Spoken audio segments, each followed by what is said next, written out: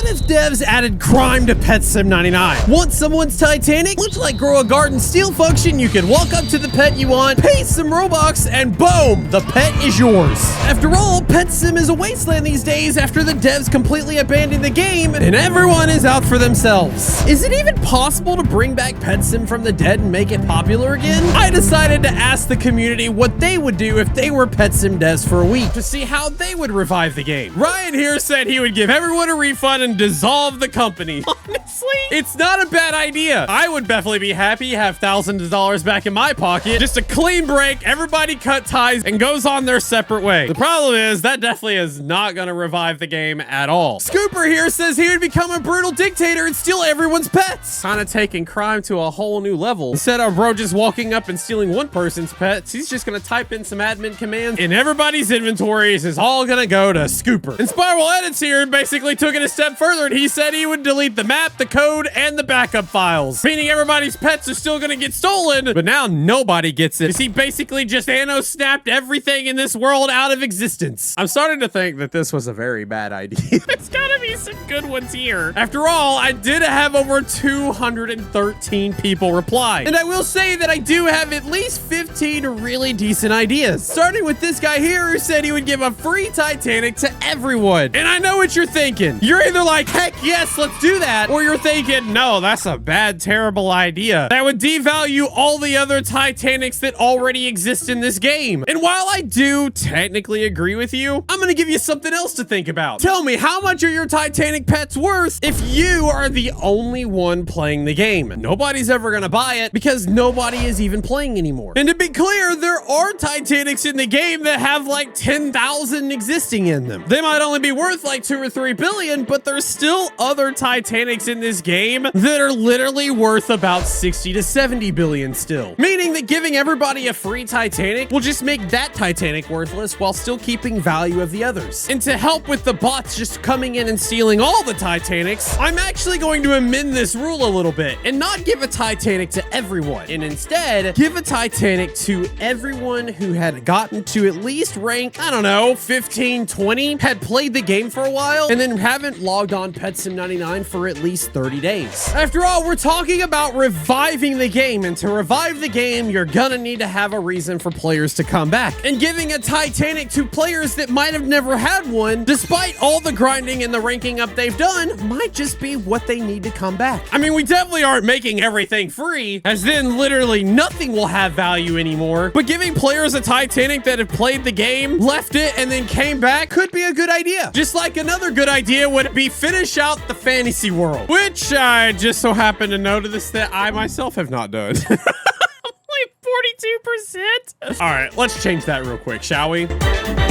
Oh my gosh, my pets are so weak. What is happening? Wait, what is my best pet I have in the game right now that's a stat pet? Oh, wait, it's a 763 trillion. Is that the best one in the game? Let's find the highest stat pet in the game, shall we? Oh no, there's things way better. The best one in the game is this rainbow shiny Palace Puka. It's about 15 quadrillion stat power. That is insane. Definitely way better than what I was using, but also definitely way more expensive. Let's see if we can find another one. Okay, this one's even more expensive. All right, so this one it is. It looks like those are the only two I can buy. But before I was rudely interrupted, we have a map to complete. Oh yeah, so much better. All right, let's get this finished up.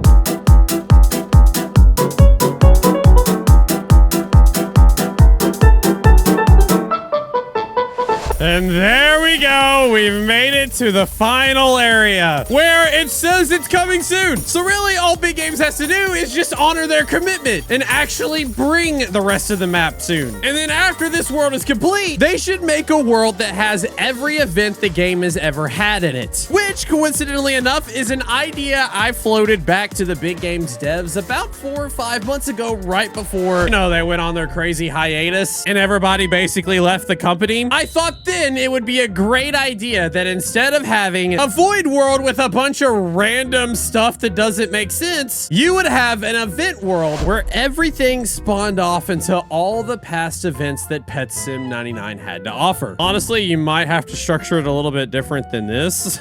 Maybe instead what they could do is do like they did kind of in the Hunt Mega Edition, where you had a central location and then portals that led to all the different events. It would be a way to both honor the events that have come, allowing users to reminisce about all the cool events that they loved. Actually, maybe the event world should only include the events that were very well received by the community and leave out the ones that we all hated. I'm looking at you, stand in line event. It made me mad enough to want to burn a plushie the last time I played it. But speaking of a good events, we are going to actually need some more good events to even put in our new event world. And your local Popcat here suggested the Time Rift event, a limited time event where players can travel through past Pet Sim worlds like Pet Sim X or the PS1 maps, but reimagined. And what's crazy is they've actually done this before. If you've been around the Pet Sim genre for a while, you might remember a certain April Fool's event in Pet Simulator X, where you could actually visit a Pet Simulator world just by going off to the side, typing in April Fool's, doing some quests, and upon completing all the quests, you would be able to enter in a Pet Simulator 1 style event world. They've done it before. They could definitely do it again. Bonji here wants to see a NightFoxx event. Oh, weird. I didn't mean to put that in there. How'd that get in there? That's weird. Weird. I don't know why anybody would suggest a whole event surrounded by NightFoxx. That's crazy, right? I don't even know what that would look like. But devs, I'll leave it to you. Your local engineer said a Silksong event, and honestly, it got me thinking. How cool would it be to have trending other games remade that are outside of Roblox into Pet Simulator 99 as an event? I mean, we've already seen trending things happen, from the pet games being added. There was a play off the trending Squid Game Season 3 being dropped. Or if we go even further back, the SpongeBob event that was based off of the SpongeBob IP and allowed you to get a Titanic SpongeBob among all of the other Bikini Bottom characters. Both of those were received very well. In fact, even with Gargantuans existing and the price of Titanics going down, the SpongeBob Titanic pet is still going for 40 billion gems. So adding in more different IPs from trending games such as Hollow Knight and Silksong, both of which is like two of my favorite games I've ever played outside of Roblox, putting literally over 100 hours in Silksong along just in 2 weeks of it coming out. You could also do other things like a Sonic collab or more Batman. The Titanic Batcat is still literally worth 30 billion gems. Or perhaps a YouTuber event? I'm just saying, all those will be received very well. But like Rec here suggested, maybe events as a whole just aren't it anymore, as they want a bit less events. They are fun, but they want permanent content. And yeah, looking at all the past updates, it does seem like everything has been a vast majority just event-centric, with very little attention being paid to the worlds themselves. And I actually had a conversation with the devs about this, about why they always do events in lieu of things that they could add that are be more permanent to the game, like extending World 4 all the way to the end and creating a new one. And the answer that they told me as to why they do all of these events and not more world progression stuff can be summed up by going to World 1 and looking to the right of spawn, and you have your answer. You see, events always benefited new players. Pretty much with any game that is linear and has a progression system has the same problem when it comes to updates. If you're new to the game, you can't play the updates at all until you progress to the level that you need to be where the update exists. And as the game has been out for longer and longer and the worlds have expanded further and further, it's now taking new players even more time to get to the worlds that they need to get to actually experience and enjoy the updates that come out. And this leads me to my next point that this little ducky guy said. He said, pretty late to this, but I think changing the game loop would be beneficial to Pet Sim. Nobody wants to play Balanced Simulator 99. And you know what? I think the duck's got a good point. Nobody does want to play Balanced Simulator 99. The devs worked so hard to make sure this game was balanced and fair throughout that it kind of became boring. If you played Pet Simulator X, you probably remember the progression system and how if you were late to the party, you could catch up really quickly because the game was just straight chaos. In fact, let's do a little bit of an experiment. Let's compare these two videos here. My very first time playing Pet Simulator X, where I went from noob to pro grow instantly versus me starting over as a noob with the best pet in Pet Simulator 99. As you can see with Pet Sim 99, even though I had a literal gargantuan pet, I still actually progressed through the game pretty slowly. So slowly, in fact, that I actually had to go hop into the newest event that was happening so that I could buy a pet from the event egg and use it to try to progress further, as I was given 155 trillion pet to help me along my way. And even then, it still didn't help us very much and progression was slow. However, on the flip side, when I joined Pet Simulator X for the first time, as somebody at this point who had absolutely vowed to never play simulators as I hated them so much, this was my reaction upon joining the game and getting gifted 4 really decent pets at the time. I see why little kids love this game so much. It's just all kinds of fun gyms and loud noises. And this is like Roblox on crack. Go attack the coins. Now there's like all these candies and you just run around and collect them. That's it. This is real fun, guys. Real fun. Walk over here. Can I run? There's no running. You have to have 10,000 to unlock. Okay, I think I'm good. I'm just gonna collect more while I'm walking to that. There we go. As you saw, I progressed through the game insanely fast. Everything was blowing up all around me everywhere, and you got hooked instantly by all the flashy stuff happening on the screen. Sure, it was crazy imbalanced, but it hooked you on the game immediately. And what else it did? Well, as I said, I was gifted great pets to begin with from somebody who had already played the game, therefore bringing back a sense of community within the game itself. And we all know Pet Sim 99 is lacking in that community sense, which is why a lot of people like Lulu want to bring back the community spirit. People are even asking to bring big chests back that takes a few players to break so that people have to collectively break boss chests together. People actually had to work together to break boss chests instead of just one click and it's done. Great boss chest. Yep, I don't need nobody. I didn't even have any pets equipped, bro. What happened? And speaking of pets equipped, Brick Hamster said that they would like to make a way to convert Huges into a Titanic egg similar to the Gargatron. Which, yeah, the Gargatron is great. If you have a bunch of exclusive pets that are small that you don't really want, you can convert them for eggs that you can then use to turn around and hatch things like huge pets, Titanic pets. And if you're really lucky, and definitely not unlucky like me, you would get a gargantuan pet. Yep, that seems about right. But with the literal 821 different Huges in the game right now, it has gotten crazy out of hand. And in fact, some of these pets are going as low as 5, 10, 15 million gems apiece. There's just too many of them, and we need a way to get rid of them that will help players both get a Titanic that they've always wanted, as well as getting rid of some of the crazy amounts of huge pets in circulation, which should then help drive prices back up again. I'll agree something needs to happen because this is just crazy out of hand. And like, I literally went through a few months ago and got every huge pet in the game that I could, and within a matter of 2 months, now I'm about 70 huge pets behind, despite there only being like 3 updates that have come out since then. It's definitely crazy and something needs to change. And speaking of crazy, Loki Girl here said basically just to simplify the game, that it's just gotten too out of hand with all the things. I mean, have you looked at your inventory items lately? What am I gonna do with all of these tower defense items or farm food? I even have a category in my inventory for discontinued items that are just stuck there that I can't get rid of because some of them are untradeable. What the Pet Sim devs need to do is open up a shop, much how this dealer merchant worked, where you could actually sell back some of the stuff that you have in your inventory. The older the item is, the more valuable it is, as it would be a thank you from the Pet Sim dev team for playing their events, even though half of them sucked.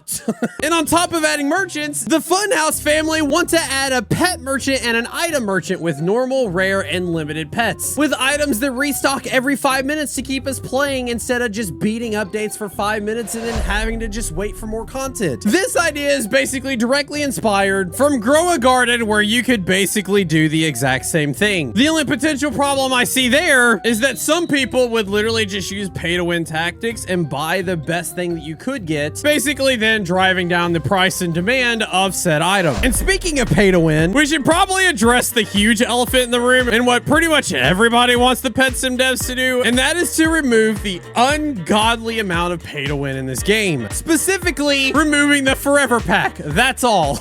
And while I'll agree that the Forever Pack is basically just bad, I will also say that the Forever Pack is definitely going to be here to stay. So many other games on Roblox utilize this, and even outside the Roblox space, mobile games have also been doing a Forever Pack for some time. The difference, though, between Pet Sim and all the other games on Roblox is how expensive the Forever Pack gets super quickly. Like, it has no business being as expensive as this is. Like, it starts off fine, but then very soon, now this is a 400 Robux button, which equates to about 5 IRL dollars. And as I keep going, the more expensive things get. 650, 800, 1,000, 1,200. And it keeps going up from there. It has no business being this expensive, as it maxes out at 2,400 Robux, which is about 25 IRL dollars. All for what? A couple of eggs, a couple of flags, some raffle tickets, a chest that I'm never gonna use, and 300 crystal keys that I'm never gonna use. Sure, you have a chance of getting a gargantuan doge, but you never know when it's gonna show up. And this kind of gambling tactic is so bad. You look at other games, like Bubblegum Simulator, for example, and you'll see the Forever Pack is a lot more manageable. Yes, it's still there. Yes, it's annoying, but I'm only spending about 14 Robux at a time instead of starting out literally at 100. And if we keep going, the price does continue to increase, but it doesn't increase a crazy astronomical amount. Because at the end of the day, it's kids that are spending money on these Forever Packs. But on top of that, maybe it doesn't have to be. Because like Gaming said here, you should make it to where you can get game passes for free if you do a required tasks. Add in a separate currency other than coins and diamonds, which can be obtained through rebirthing and used for game passes or to buy huges from a merchant that restocks every 30 minutes. Add a way to exchange diamonds for 20% huges and 3% Titanics, which both helps keep kids from spending IRL money on the game and also helps fix the economy for the crazy insurge of diamonds that happen. To help illustrate how this would work, I'm actually going to go to this knockoff modded Pet Sim game, as they do it perfectly. As while you are playing the game, you get time tokens that can be exchanged for things like exclusive eggs. You spend the time tokens, you play the game normally, and as you're playing the game, you naturally get these tokens that you can use to spend on things like exclusive eggs, game passes, pretty much everything you would be able to do Robux, but it basically allows you to work for it. The basic consensus here is that everything in this game, that if you want to progress further and you want to be anybody, you're gonna have to pay to win, and when you pay to win, it's not cheap. There needs to be more things that pay to win players have that are more obtainable for the free-to-play players as well. Sure, they may have to jump through a couple of extra hoops, play the game a little bit longer, but it will allow them to still have a chance to get a cappuccino brain rot gargantuan pet. And while we're talking about that quality of life fix, we should probably just talk about quality of life fixes to begin with, because there are a few that people want, like increasing gym caps, fixing the global messaging systems, buffing luck, making sure buttons show up where they're supposed to show up, giving Xbox the ability to close chat boxes, ability to use the inventory and supercomputer while hatching, even reworking the trading terminal so that's less laggy. That's pretty much said and done. And I will admit, when you update weekly, it's hard to find and squash bugs because you're so busy working on the next week's update that you don't have time to go back and fix what you broke in the previous week update. I'm not saying we gotta update every week, and I know that updating once a month probably is not also ideal, which is why I also suggest maybe a bi-weekly update. And in between those bi-weekly updates, you can do the new thing that everybody else is doing on Roblox with admin abuse. This person suggested doing every Wednesday and Saturday. I think once a week is probably good unless you just want a little midweek fun time. But when you do the admin events, they should be different every single time, should spark joy, should be a live event instead of just randomly flinging people across the map because it's quote funny. Have a team that works on the update, have a team that works on the admin abuse ideas and implementing them properly, and then have one more team that does cutscenes. Because I'll admit, for what it was, Pets Go mainly was just a massive cash grab, a game that had a big cult following but didn't really have a lot going for it, and I found myself getting bored pretty quickly, with the exception of one thing, and that was the fun cutscenes you got when you actually hatched something great. I mean, look how cool this cutscene is. It is so freaking fun to see this happen as you hatch it. Like, you already know you're getting something great, and then you get a cutscene, and then something crazy happens. My goodness, dude, this is so freaking cool. I'm not saying that every huge pet needs a cutscene, because frankly, there's 800 of them. That would be insane. But reserving a cutscene for every Titanic and every Gargantuan that's not just the generic hatching a Titanic pet, something different that's very much so geared towards the pet that's being hatched, that would bring back the joy and the excitement of wanting to get it. Not only then are you wanting to collect every Titanic in the game, now you're wanting to collect it so that you can see every cutscene in the game. It definitely needs to be implemented for sure, because this is like the coolest thing about Pets Go, and I would love to see it in Pet Sim 99. But finally, if all else fails, and despite your best effort, Pet Sim 99 never sees the glory days again, the final thing that they could do is just discontinue it and start working on a Pet Sim X remaster. A game that takes all of their good things that they learned and all the bad things that they learned and put it together to make the most complete pet simulator game of all. Don't make it to where you can transfer anything. Have everyone start completely over. As somebody who's dropped thousands and thousands of dollars in this genre, I also wouldn't mind doing it, because at the end of the day, all of my pets are completely worthless if this game is not being updated and nobody's playing. If you think Pet Sim 99 has a chance of being revived, let me down in the comments below. What update would you want to do? And also feel free to spam this to every Pig Games dev out there so that they can maybe see this, get some ideas, and possibly implement them in this game or a future game. As a bonus, I'll say this. The Pet Sim 99 community have always been very opinionated, but they've always been very vocal. I got 200 replies when I asked this one simple question, and I got every single idea in this video from those replies. We all want communication. Community votes would also be nice, and more than one person said that. Allow the community to vote on which updates they would want to see. Get them more involved, because they're out there and they have some great ideas, including this guy who literally just put a whole yap session of just like 50 ideas, some of which are not actually that bad either. The point is, the solution to keeping this game alive has always been right in front of their faces, and they never just took the feedback from the community, and the community is what keeps games alive. If you want to be a part of my community, all you gotta do is hit that subscribe button. I'll welcome you in. I listen to feedback all the time. And on top of that, if you're mindlessly grinding Roblox games and need something to do, well, I have a catalog of over 2,000 videos for you to choose from, and you can click on one of those right now, and I'll see you over there. Thanks for watching, gamers. Feels like a movie, everybody's watching.